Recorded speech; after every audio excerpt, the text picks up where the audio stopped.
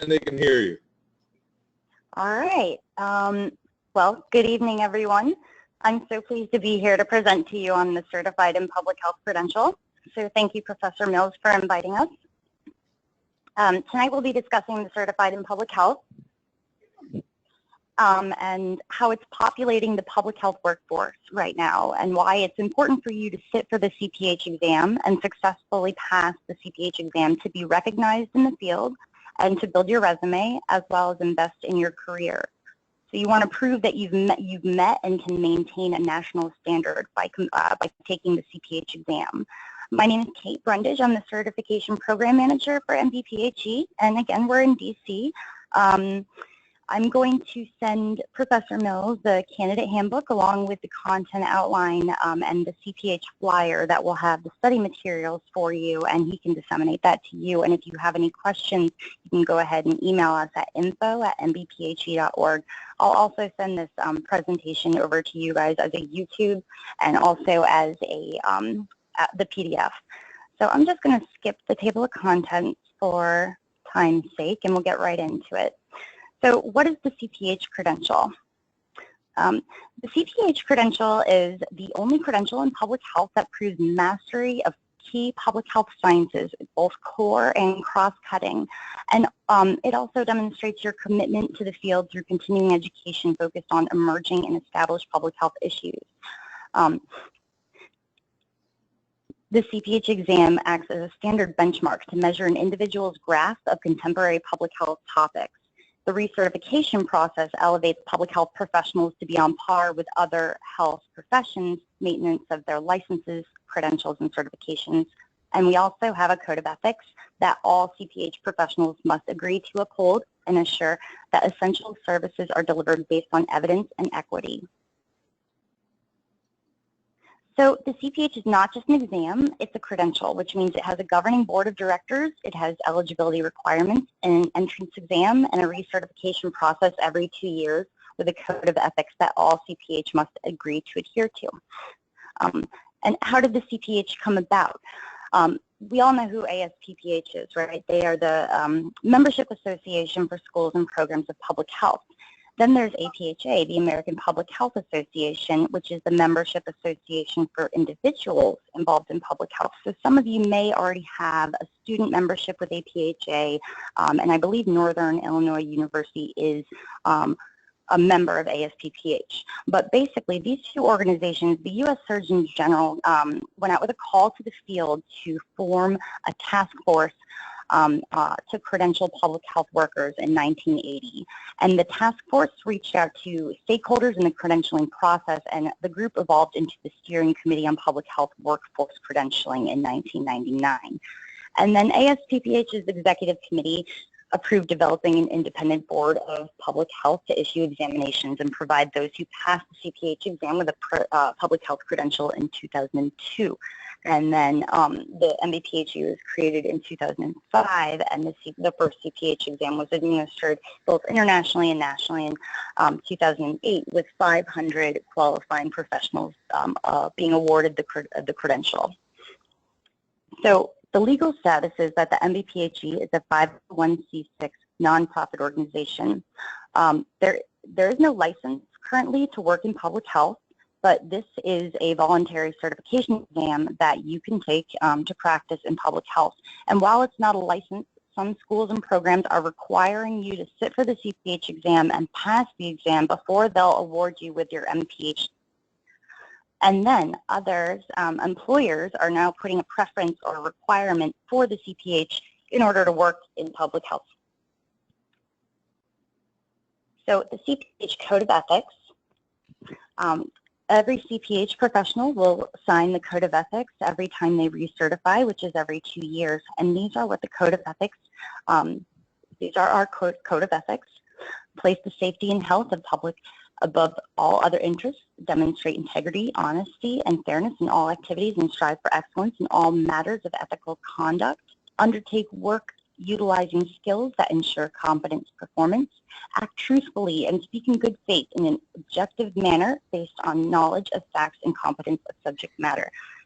Protect confidential information that may bring harm to an individual or a community. act in a timely manner in disseminating information that protects the health of the public, act in a manner free of bias with regard to religion, ethnicity, race, age, national origin, or disability, and respect the rights of individuals in the community, accurately represent academic and professional qualifications, maintain competency requirements through recertification, acknowledge that the credential is the property of MBPHE, uphold and abide by policies and procedures required by MBPHE to remain in good standing, and use the MBPHE logo and credential as authorized by MBPHE. We've never had an ethical violation. Nobody's ever breached the Code of Ethics so far. The exam has been administered since 2008. However, if we do have systems in place, our board would select a subcommittee who would investigate the validity of the accusations. And if they prove to be true, our subcommittee would determine if it was warranted enough to revoke the CPH credential. And if it was revoked, we would take the person's name off of our CPH registry, as well as ask them to mail back the certificate. So while we haven't had anything happen with the CPH, I can tell you that you know, there are situations where this happens. My last position, I was in the construction credentialing association, and if they built a bridge and it fell down, you know, they are liable, and we were, you know, we could be held responsible if we certified somebody who wasn't up to par or didn't qualify. So so far, the CPH hasn't had any ethical issues, and we hope that that continues. But we would have an audit committee get together and investigate the findings. The MBPHE Board of Directors is comprised of 6 committee members, 13 board of members at large, 2 honorary members, and 2 staff members. These are some of the organizations that employ our MBPHE board members. We are a proud member of the Institute for Credentialing Excellence. This is, the ICE is an association that credentialing agencies can join to show commitment to excellence in CPH or in certification programs. And we have plans to apply for the National Commission for Certifying Agencies, NCCA Accreditation, which would basically mean that the MBPHE has met and can maintain professional standards of excellence with all of our processes of ethics, governance, test development, security, and making sure that we have proper protocols in place. Okay, so our mission and vision, the #1 vision of the MBPHE is to professionalize the field of public health and to raise visibility of the field itself. And we strive to do this by administering the only public health examination that encompasses all core and cross-cutting areas of public health. We want to create an elite community of certified graduates, working professionals, faculty leaders, and pioneers in public health. The CPH credential, like most certifications, demonstrates dedication and commitment to the field. And the vision includes having a core standard body of knowledge for public health professionals to follow. And lastly, to promote continuing education and lifelong learning. Since 2008, we have credentialed over 5,600 CPH professionals. We have 500 provisional CPH professionals at any given time, and I'm going to go into what that means. We have 2,000 applicants in the pipeline at any given time. We have 10 schools and programs that require that you pass the CPH exam in order to graduate with your MPH. We have 13 schools and programs that offer discount for a significant volume of their student body studying for the exam, and we offer them free study materials, as well as 6 organizations that are strongly encouraging their staff and their memberships to earn the credential. So why the CPH? I have my MPH, so why do I need CPH? So as I said, we have 10 schools and programs that are now requiring you to pass the exam to graduate with your MPH, which means that students and alumni will not earn their MPH without achieving CPH certification first, which tells us that the CPH exam tests knowledge and competencies that a graduate level student or alumni should know in order to graduate with an MPH and work in the field of public health. And so the CPH should be your next stop after earning the MPH and achieving a leadership role in public health. And because we have 10 schools and programs that are requiring you to get the CPH in order to graduate, that could continue, that trend could continue, and you're going to start seeing more MPH CPHs out there because employers are using the CPH as a hiring tool. So you want to distinguish yourself from thousands of resumes that simply say MPH by adding the CPH. And it says that you're willing to take time out of your busy schedule to take the next step in your career, show that you're dedicated and serious about the field of public health. It gives you a chance to outshine your competitors in the profession. It proves that you have mastered all core and cross-cutting areas of key contemporary public health sciences. Go above and beyond your education. Prepare for and sit for a voluntary examination, probably on your weekend off, which says something to employers. Maintain the CPH credential with continuing education. So briefly, I just want to touch upon, we opened a trial period where we had a pilot for individuals who have a bachelor's degree in any concentration with a minimum of 5 years of public health work experience verified by employers and transcripts. So individuals for about 3 months in the summer of 2015, individuals that had 5 years of public health work experience plus a bachelor's in any concentration could sit for the CPH exam. The office was flooded with applications, and everybody in the public health workforce is trying to get the credentials, so we actually made it a permanent eligibility criteria, which means that the exam isn't just for students and alumni of CPH accredited schools and programs anymore. It's now for individuals who are in the public health work, who are in the field currently.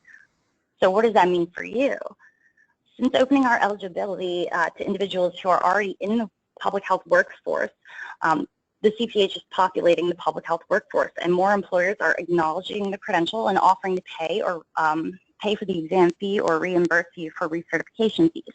More employers are offering a salary increase or promotions to those that earn the credential. Like I said, there are organizations that are offering a discount and free study materials, as well as some organizations are setting up learning courses to prepare their employees for the exam. As we said, there are schools that are having a requirement for you to take the exam to get your MPH, while other schools are offering a discount, and we're seeing a trend of employers putting a preference or a requirement for the CPH in their job postings. So students.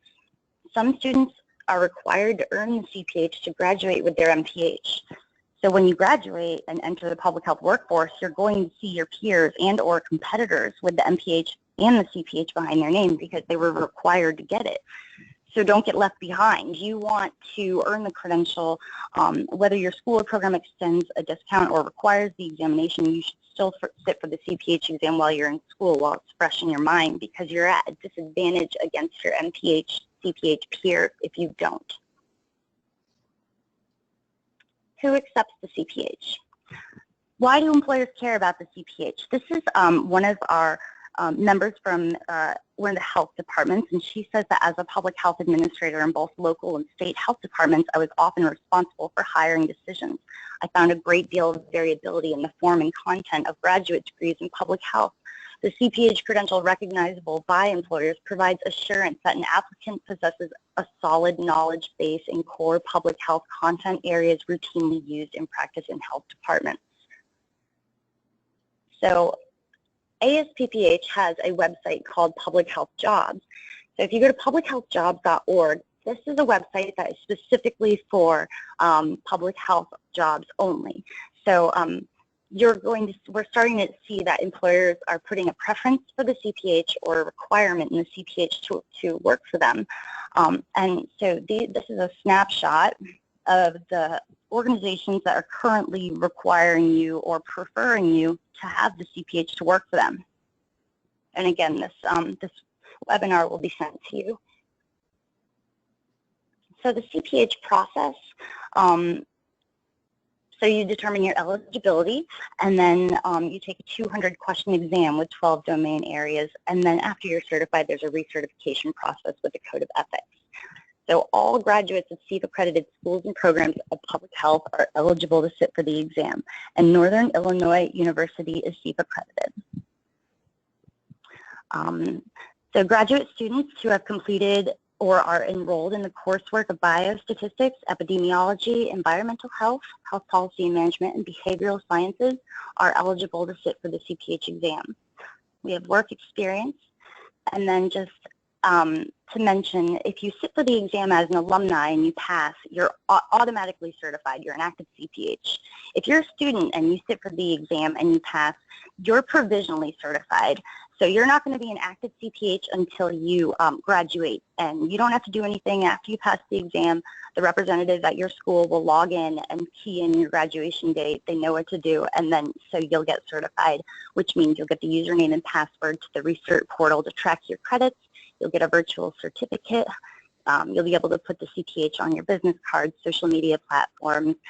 You'll be placed on the search for a CPH registry where employers can go and verify your active CPH status. You'll also be given a digital certificate that you can upload to LinkedIn, so everyone can click on your certificate and see that it's active. You'll get quarterly newsletters about upcoming recertification activities so that you know and can be aware of activities occurring in your area so you can earn recertification credits. The CPH exam has 3 areas. One for general principles. There's 25 questions. Your core areas are going to be 30 questions in biostatistics, 30 questions in epidemiology, 30 in environmental health sciences, 30 in health policy management, 30 in social and behavioral sciences. And then you'll have 25 questions in the cross-cutting area, which are communication and informatics, diversity and culture, leadership, professionalism, program planning, public health biology, and systems thinking.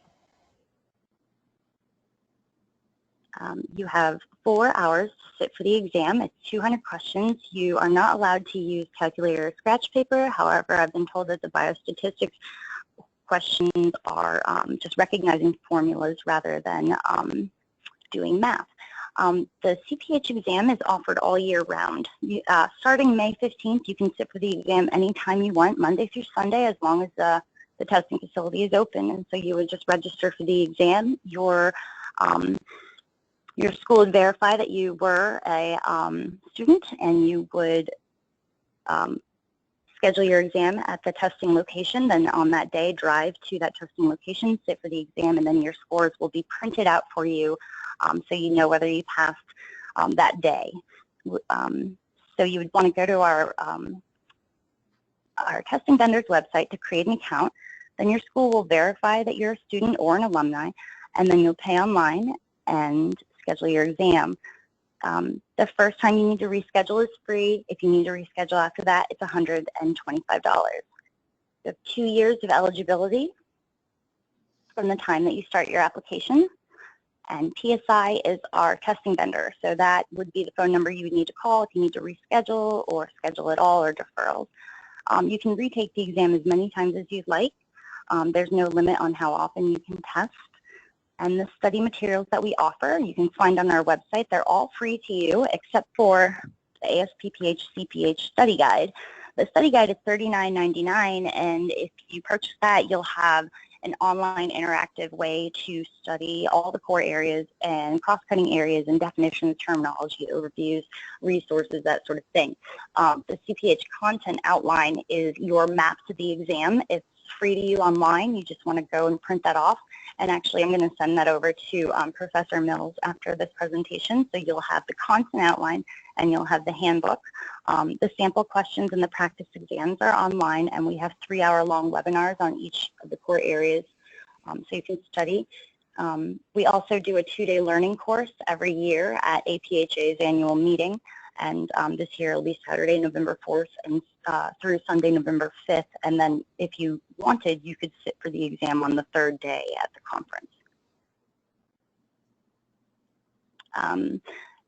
I wanted to show you the schools that are requiring that you pass the exam to earn your MPH.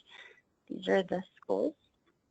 And then these are the schools and programs that give a discount and free study materials for the CPH examination for about 20 to 30% of their student body sitting.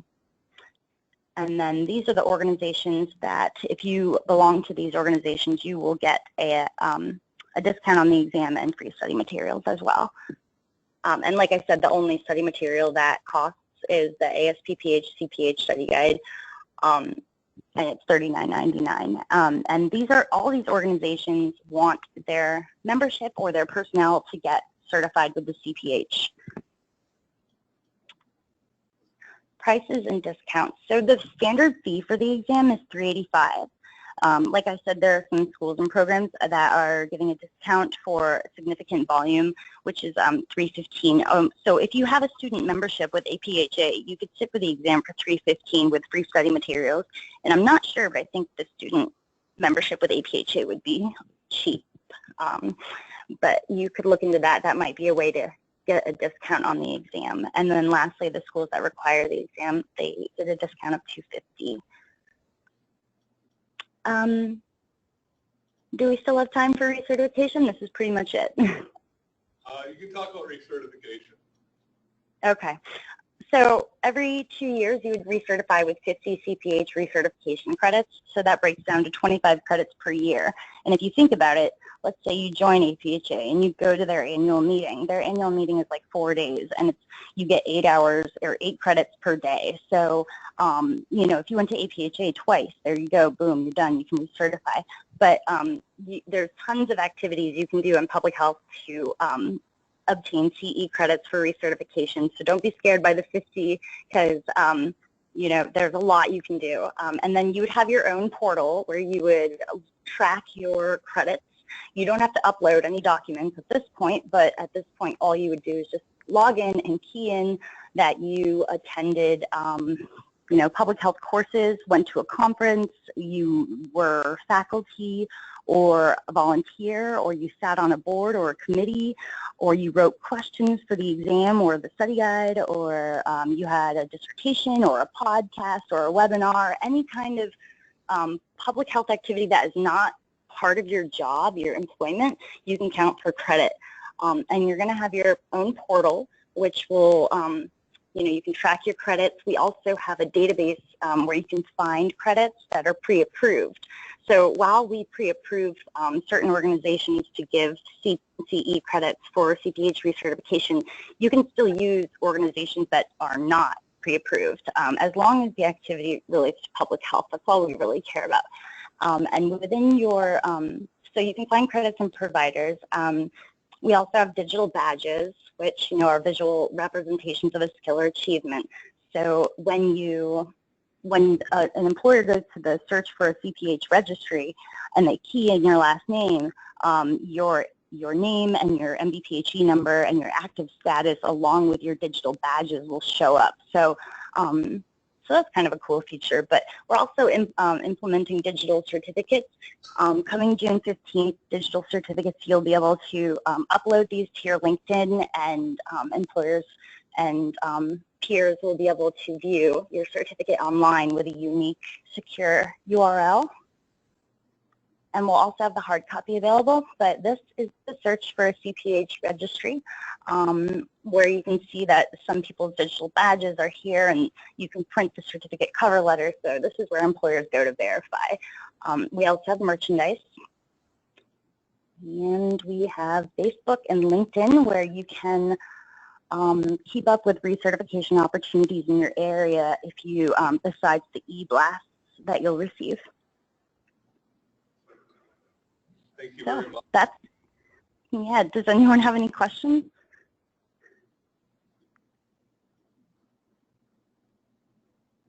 I'm sorry, that was very fast. Got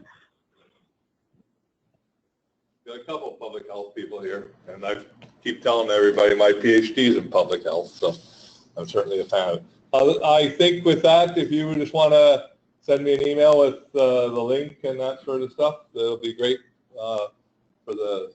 Well, you're going to send me the slides as a PDF or something? Yeah, I'm going to get you a PDF of the slides with the handbook and the content outline, but the YouTube link to watch this presentation again will take till tomorrow to get to you. That's fine. Yeah, you can send everything tomorrow and I'll just post it. We use Blackboard, so I can just post it. Thank you very much, then. I appreciate it. Thank you. Yes, have a great day, everyone. Take the exam. Bye. Take care. Bye.